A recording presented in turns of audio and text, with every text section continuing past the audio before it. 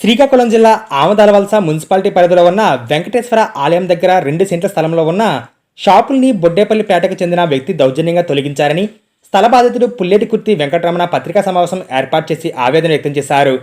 2 నెలలుగా తన ఆస్తిని వారికి ఇచ్చేయాలని, లేకుంటే నీ అంతు చూస్తానని బెదిరించారని తెలిపారు. బొడ్డేపల్లి పేటకు చెందిన వ్యక్తి నన్ను వేధించి రాత్రి పగలు నిద్ర లేకుండా చేస్తున్నారని ఆయన ఆందోళన వ్యక్తం చేశారు.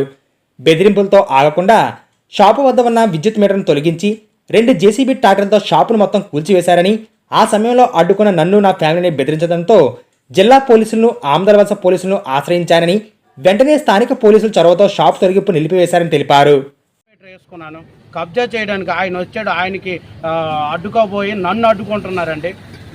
ఇది ఎంతవరకు న్యాయం అండి? ఇన్ని డాక్యుమెంట్స్, ఇన్ని కాగితాలు, కరెంటు బిల్లు, ఈసీ డాక్యుమెంట్ అన్నీ నేను చేయించుకున్న పొజిషన్లో నేను ఉంటుండగా నా మీదకి ఇంత దౌర్జన్యం చేయడం ఎంతవరకు అండి? నాకు రక్షిస్తారని, నా పిల్లలకి నాకు కాపాడతారని చూస్తున్నానండి. నేను శ్రీకాకుళం కూడా మా వృత్తిరీత్యా నేను వెళ్తూ వస్తుంటాను. నాకు చంపేస్తారని భయం కూడా వేస్తుంది వాళ్ళ దగ్గర చూస్తే.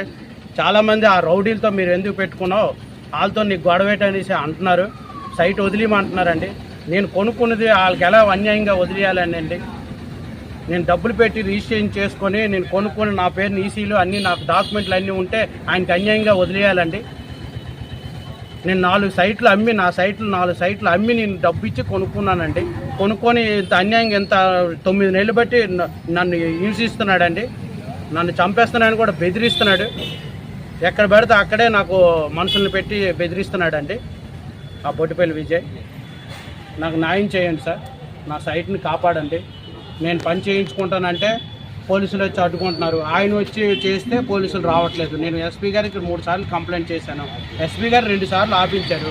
తహసీల్దార్ గారు కూడా మేము అతనికి ఏ కాగితం ఇవ్వలేదు, మేము అతనికి అధికారపరంగా ఇవ్వలేదు, నువ్వు వెళ్ళి పోలీస్ స్టేషన్కి వెళ్ళి కంప్లైంట్ ఇయ్యు ఆయన మీద అని తహసీల్దార్ గారు కూడా ఈరోజు చెప్పారండి. నేను వెళ్ళి కంప్లైంట్ ఇచ్చాను. ఎస్సీ గారు నాకు రసీదు ఇచ్చారండి, తొలి ఒక రసీదు ఇచ్చారండి. నాకు న్యాయం చేస్తారని నేను కోరుకుంటున్నాను.